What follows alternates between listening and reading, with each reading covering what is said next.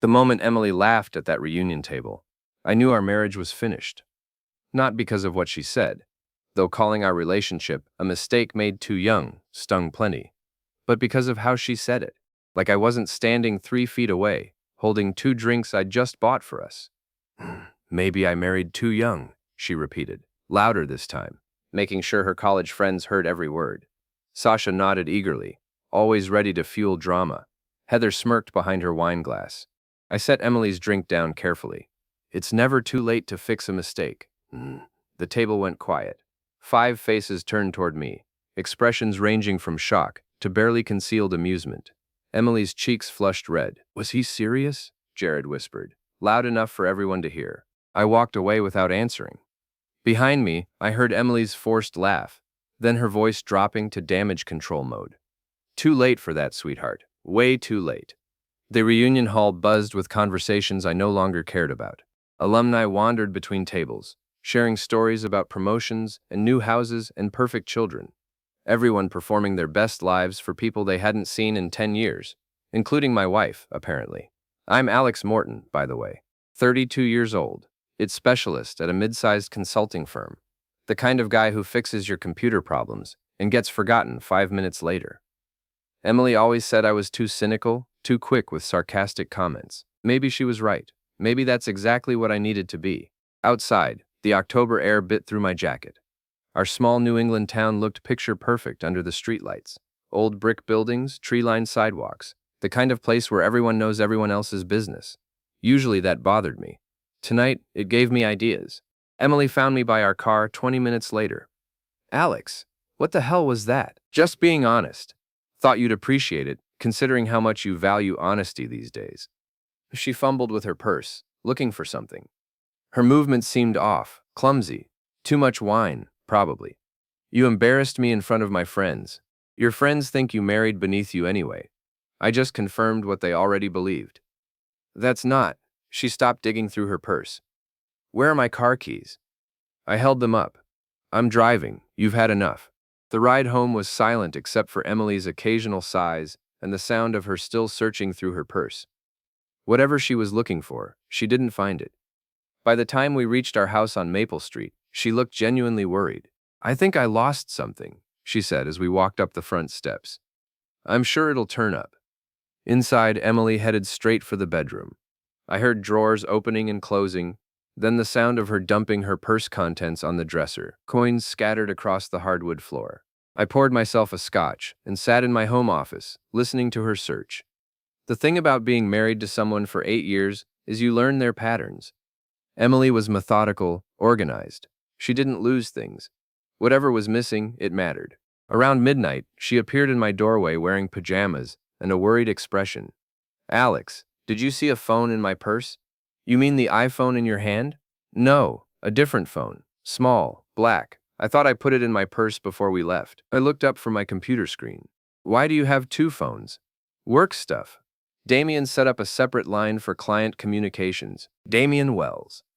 Emily's boss at the tech startup where she worked as PR manager. 35 years old. Expensive suits. Drove a BMW. The kind of guy who used words like synergy and casual conversation. Emily talked about him constantly, his brilliant marketing strategies, his connections in the industry, his vision for the company's future. Maybe you left it at the office, I suggested. Maybe. She didn't sound convinced. If you see it around the house, I'll let you know. She lingered in the doorway another moment, then went to bed. I waited until I heard her breathing settle into sleep patterns, then pulled the small black phone from my desk drawer. I'd found it in her purse while she was inside the reunion hall, telling her friends about marrying too young. Call it curiosity, call it suspicion, call it the instinct of a man who'd been feeling like a stranger in his own marriage for months. The phone wasn't password protected. Emily always was careless with security, despite working in tech. The message history painted a clear picture. Damien. Can't wait to have you all to myself this weekend. Emily. Alex thinks I'm visiting my sister. He's so clueless. Damien.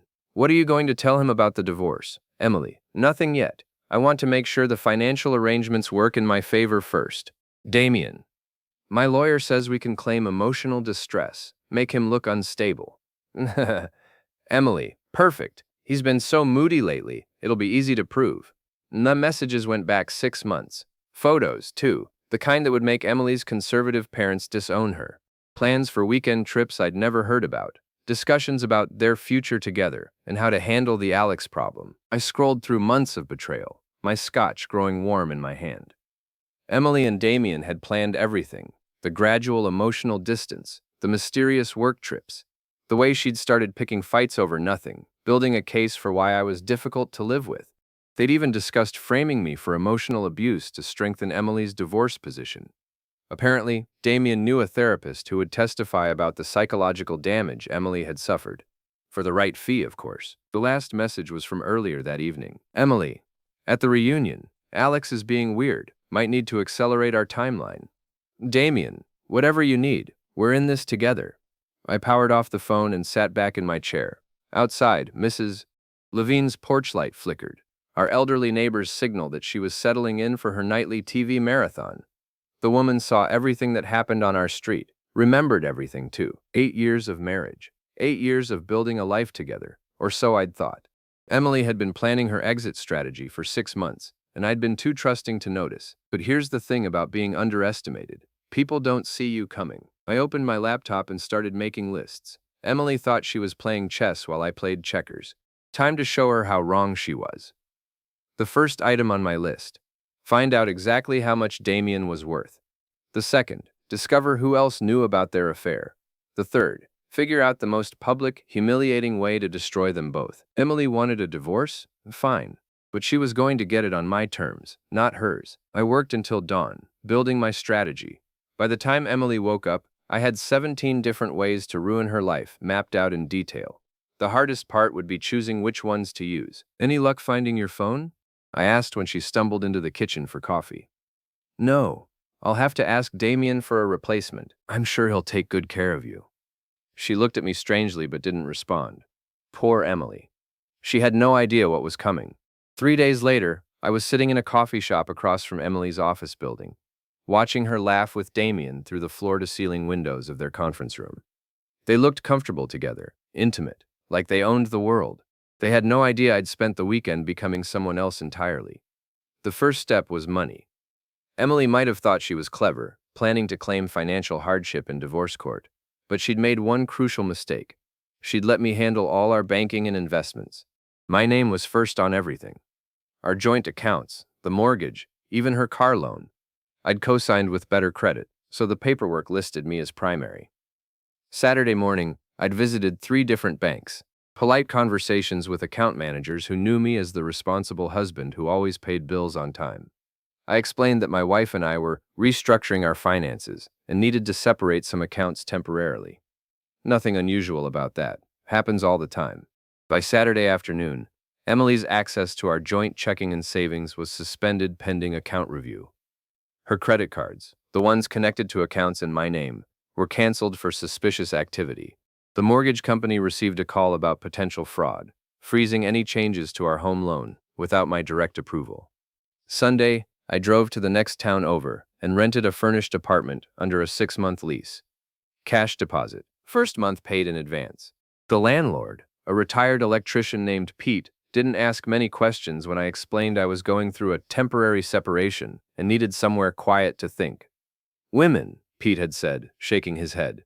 Can't live with them, can't shoot them. The apartment was perfect, clean, anonymous, with high-speed internet and a view of absolutely nothing important. I set up a secure workspace and started phase 2, intelligence gathering.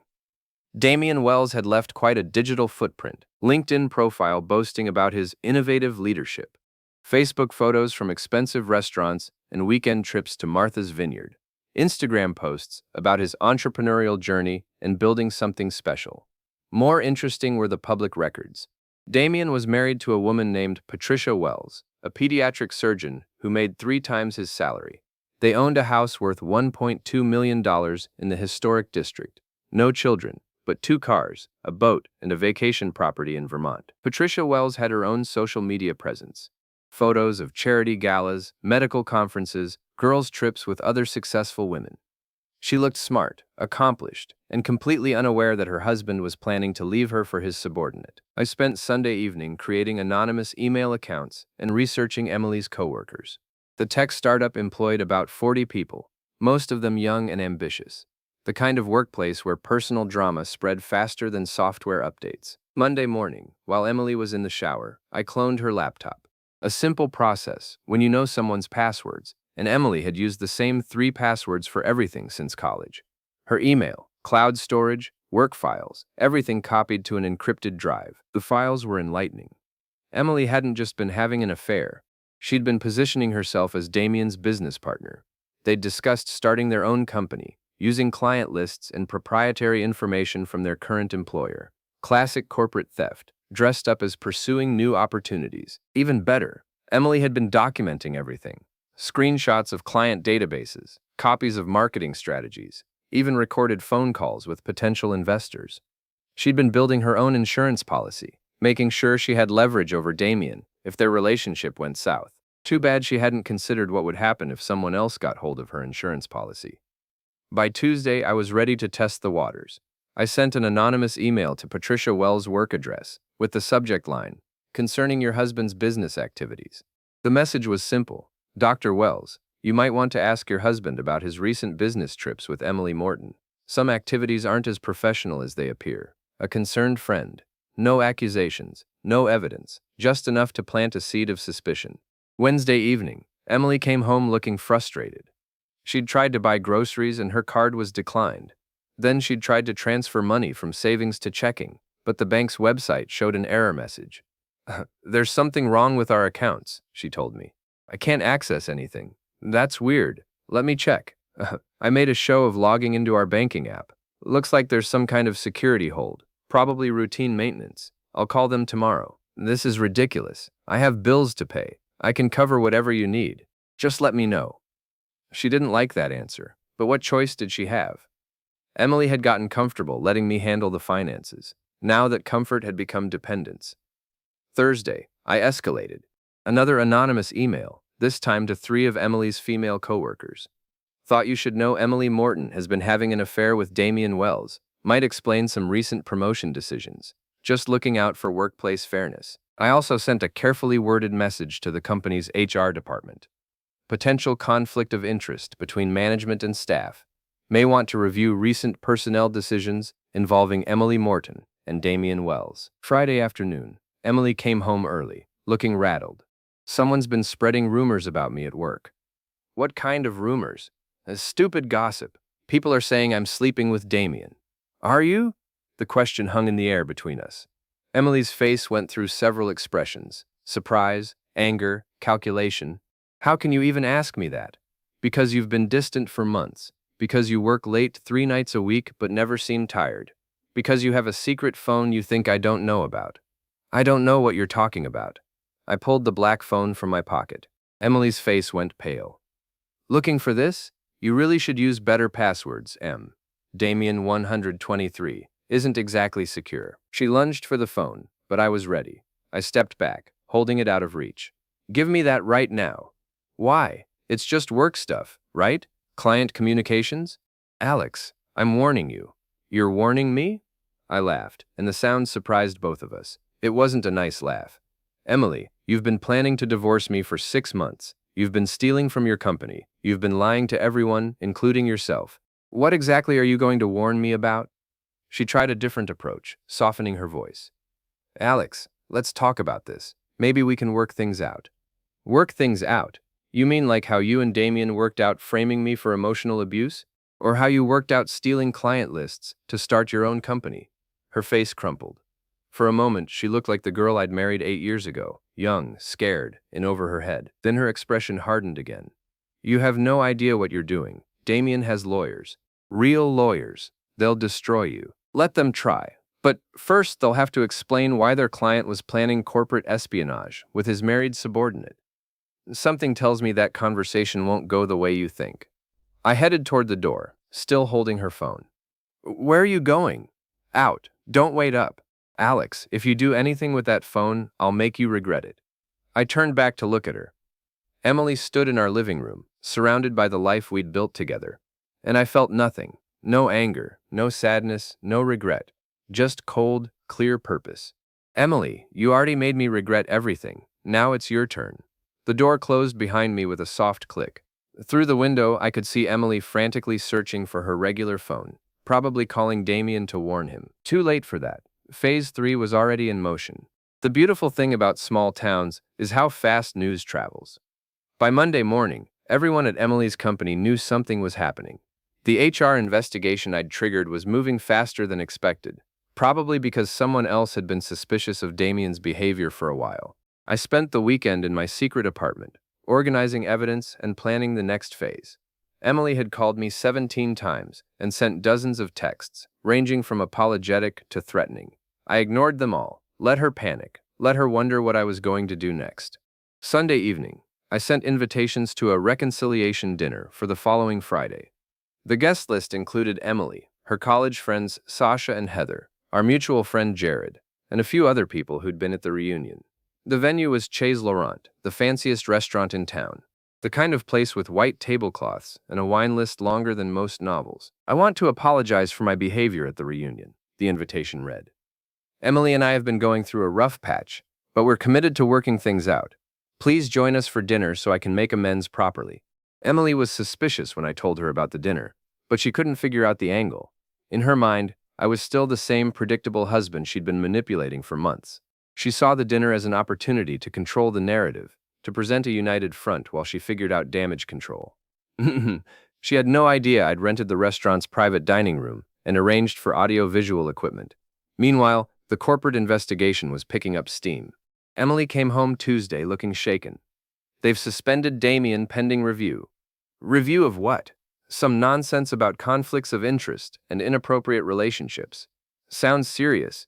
It's harassment. Someone's targeting us. I made sympathetic noises while internally celebrating. Damien's suspension meant he couldn't access company systems to delete evidence. It also meant Patricia Wells was probably asking uncomfortable questions at home. Wednesday, I received confirmation that my anonymous tip to Patricia had worked. She'd hired a private investigator to follow her husband. The PI's preliminary report, which cost me $500 to obtain, included photos of Damien and Emily entering a hotel together, along with time-stamped evidence of their regular meetings. Thursday evening, Emily tried one last manipulation. She cooked my favorite dinner, wore the dress I'd bought her for our anniversary, and attempted to seduce me into calling off whatever I was planning. I know you're angry, she said over candlelight and wine, but we can fix this. We can go to counseling, work on our communication. What about Damien? What about him? He's just my boss. I pulled out printed copies of their text messages and spread them across the dinner table like a deck of cards. Emily's face went through the now familiar cycle of shock, anger, and calculation. You went through my private messages? Your messages about framing me for abuse?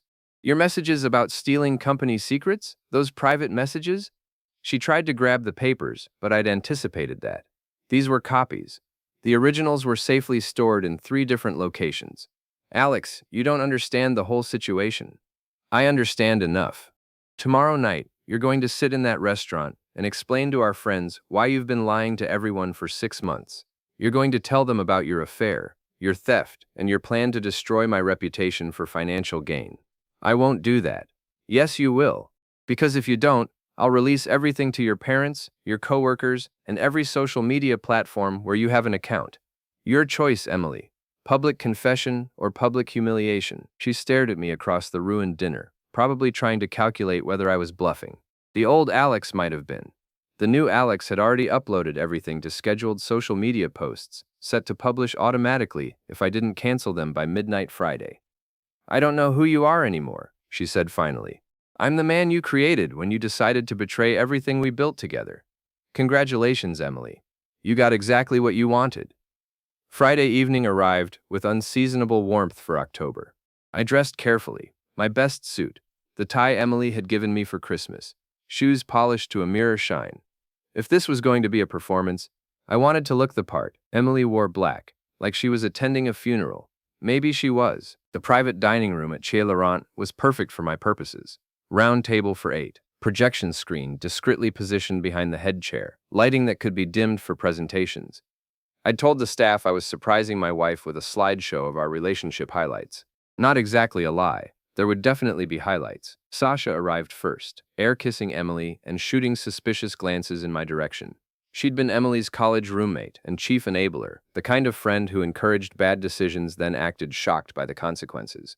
Heather came next, followed by Jared and two other couples from our social circle. Everyone seemed nervous, unsure why they'd been invited to witness our marriage counseling session in public. "Thank you all for coming," I said once everyone was seated. "I know this is unusual, but Emily and I wanted to clear the air about some recent misunderstandings." I pressed a button on the remote control in my pocket. The lights dimmed slightly, and the projection screen lit up with the first slide, a photo of Emily and me on our wedding day, both of us young and smiling. 8 years ago, I married the woman I thought was my best friend and partner for life. Murmurs of approval from around the table. Emily looked confused but not yet alarmed. The second slide appeared, a timeline labeled "The Last 6 Months." Unfortunately, it turns out my wife has been living a double life. Now Emily looked alarmed. She started to stand, but I'd positioned myself between her and the door. The third slide, screenshots of Emily's text messages with Damien, carefully edited to remove explicit content but preserve the emotional betrayal. Gasps around the table. Sasha's hand flew to her mouth. Jared leaned forward, squinting at the screen. Emily has been having an affair with her boss, Damien Wells, for the past 6 months. They've been planning to divorce me while maximizing Emily's financial benefit. Emily found her voice. "Alex, stop this right now. I'm just getting started." The fourth slide. Evidence of corporate theft. Screenshots of client lists, recorded conversations about starting a competing business, emails discussing proprietary information. They've also been stealing from their employer, planning to use confidential information to start their own company. Heather was staring at Emily with undisguised shock. Is this true?" Emily's face was bright red. "It's not what it looks like." "Really?" "Because it looks like you've been lying to everyone for months." The fifth slide. The plan to frame me for emotional abuse, complete with text messages about finding a corrupt therapist and manufacturing evidence. The silence around the table was deafening. Our friends, people who'd known us for years, were seeing Emily's true nature for the first time. "The most impressive part," I continued, "is how she convinced everyone that I was the problem in our marriage. Moody, difficult, emotionally unavailable. Turns out, it's hard to be emotionally available to someone who's planning to destroy your life." Emily finally exploded. "You bastard. You have no right. I have every right. You made these choices, Emily. I'm just making sure everyone knows who you really are." The final slide. Photos of Emily and Damien entering the hotel, time-stamped and dated. "In case anyone thinks this is just a misunderstanding between married couples." Jared whistled low. "Jesus, Emily, what were you thinking?" "I was thinking my marriage was over and I deserved to be happy." "So you decided to steal from your company and frame your husband for abuse?" She had no answer for that. Around the table, our friends were processing the information, their expressions ranging from disgust to pity. Not for Emily, for me. I stood up and straightened my tie.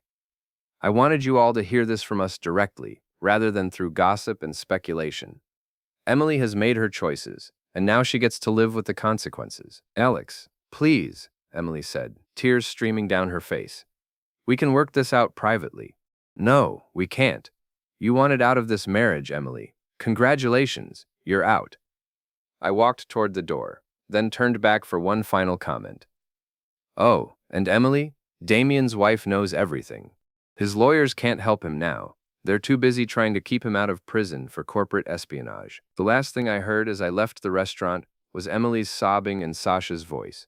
"How could you be so stupid?" Good question, but it was too late for smart answers now. 2 weeks later, Emily's world had completely collapsed, and I was just getting started. The corporate investigation had moved fast once HR realized the scope of Damien and Emily's theft. Both were terminated immediately, and the company had filed criminal charges for corporate espionage. Damien's expensive lawyers were now focused on keeping him out of federal prison, not helping him steal another man's wife.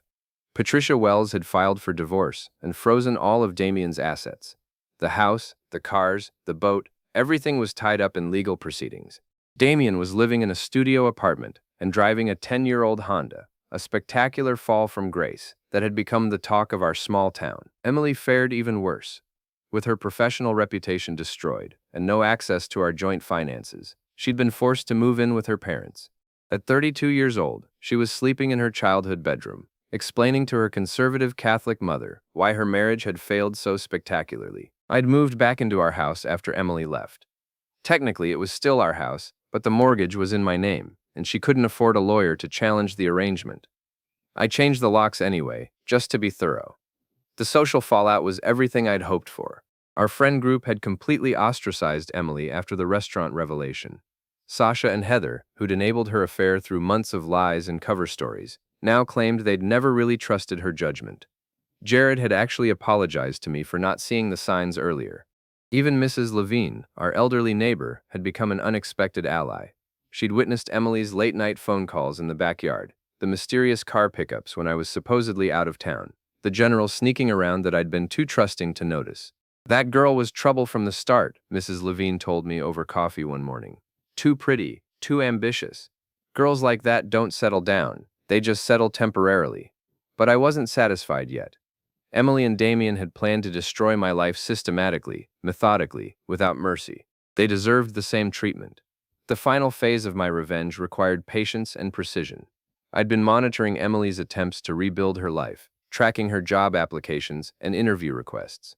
Every time a potential employer searched her name online, they found articles about the corporate theft scandal, social media posts about her affair, and reviews on professional networking sites questioning her ethics and reliability. I'd been careful to make the online campaign look organic. Different writing styles, posted from various IP addresses, spaced out over time. Just concerned citizens and former colleagues sharing their experiences with Emily Morton's professional conduct. The result was predictable. No job offers, no second interviews, no opportunities to start over. Emily had tried to contact me several times, offering everything from apologies to threats to sexual favors if I'd help her move past this misunderstanding. I ignored them all. There was no misunderstanding. She'd made her choices with full knowledge of the consequences. Now it was time for the final act. I'd been planning the perfect public confrontation for weeks, waiting for the right opportunity. It came in the form of the annual Harvest Festival, a town-wide celebration held in the Central Park every October. Everyone would be there: friends, neighbors, former coworkers, local business owners, the entire community that had watched Emily's fall from grace. I arrived early and positioned myself near the main stage, where local bands performed and town officials made announcements. Emily would have to pass this area to reach any of the festival activities. She'd been posting on social media about attending, probably hoping to show everyone she wasn't hiding from her mistakes. She appeared around 2 o'clock, walking alone and trying to look confident. She'd lost weight since moving back home, and her clothes looked expensive but somehow desperate, like she was trying too hard to prove she was still the successful woman everyone used to admire. I waited until she was surrounded by the largest possible crowd, then approached with a friendly smile. "Emily, how nice to see you." She turned, and her face went through the familiar cycle of emotions. "Alex, I didn't expect to see you here." "Really? I've lived in this town my whole life. Where else would I be?" A small crowd was gathering, sensing drama. In a small town, the collapse of a marriage was entertainment, especially when it involved theft and public humiliation. "How are your parents handling everything?" I asked loudly enough for nearby people to hear. "They're adjusting." I'm sure they are. It must be difficult, having their daughter move back home after being fired for corporate espionage." Emily's face flushed red. "Alex, please, can we not do this here?" "Do what?" "I'm just making conversation, asking about your family, your job search." "Oh wait, how is the job search going?" She tried to walk away, but I followed, still speaking in a friendly, conversational tone that carried clearly to the growing crowd of onlookers. "I heard Damien's living in a studio apartment now. Patricia really cleaned him out in the divorce proceedings. Amazing how fast things can change when your wife finds out you're a thief and an adulterer." "Stop it." "Stop what?" "Telling the truth. I thought you valued honesty in relationships." Emily spun around to face me, tears streaming down her face. "What do you want from me, Alex? I've lost everything. My job, my friends, my home. Isn't that enough?" The crowd had grown larger, forming a loose circle around us. I could see Mrs. Levine near the bandstand, watching with obvious satisfaction. Jared was there too, along with several of Emily's former coworkers. "You lost those things because of choices you made," I said calmly. "You chose to have an affair. You chose to steal from your company. You chose to plan my destruction for your financial benefit. I didn't make you do any of that. I made mistakes, but you've destroyed my entire life." "No, Emily. I just made sure everyone knew who you really were. You destroyed your own life by lying to everyone for months." She looked around at the crowd. probably hoping for sympathy or support. Instead, she saw the faces of people who'd trusted her, respected her, considered her a friend. People who now knew exactly what she was capable of. "I'm sorry," she whispered. "I'm sorry for everything. I know you are. You're sorry you got caught. Sorry you didn't get away with it. Sorry your plan didn't work." I stepped closer, lowering my voice so only she could hear. "But you're not sorry for what you did. You're not sorry for the months of lies, the betrayal, the plan to frame me for abuse. You're just sorry you're facing consequences." Emily collapsed onto a nearby bench, sobbing openly. The crowd was starting to disperse, the entertainment value diminished by her obvious misery. I stood over her for a moment, feeling nothing. No satisfaction, no regret, no pity. Just empty completion. "Goodbye, Emily." I walked away through the crowd, nodding to neighbors and acquaintances like nothing unusual had happened. Behind me, I could hear Emily's continued sobbing and the murmur of people discussing what they'd witnessed. By evening, the entire town would know every detail of our confrontation. By tomorrow, it would be the subject of coffee shop conversations and social media posts. Emily's humiliation was now complete and permanent. I drove home to our house, my house, and poured myself a scotch. The same brand I'd been drinking the night I discovered her affair, but it tasted different now, better. Emily had wanted out of our marriage, and she'd gotten her wish. She'd also gotten a comprehensive lesson in consequences, delivered with the same methodical precision she'd planned to use against me. The reunion list was complete, every item checked off, every goal accomplished. I raised my glass in a silent toast to the woman who'd created the man I'd become. Then I finished my drink and started planning my new life. Emily was right about one thing. It's never too late to fix a mistake.